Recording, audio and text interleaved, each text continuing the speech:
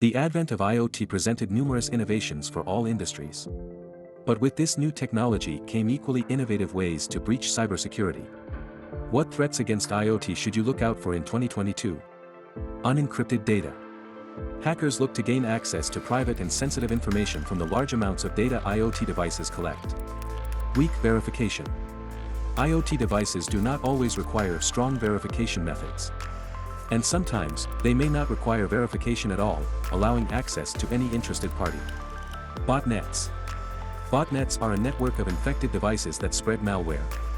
Devices' ability to connect to IoT networks opens it to the threat of malicious devices.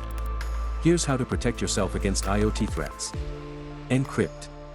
Encryption safeguards stored data on IoT devices, ensuring that no useful data leaks out of the system. Analyze. Analyzing the state that IoT devices find themselves in is key to ensuring that anomalies are detected and rectified before data breach happens. Authenticate. Employing stronger authentication methods like two-factor authentication or digital certificates keep IoT devices safe from hackers. Contact us to know more about how to keep your IoT network safe from cyber threats.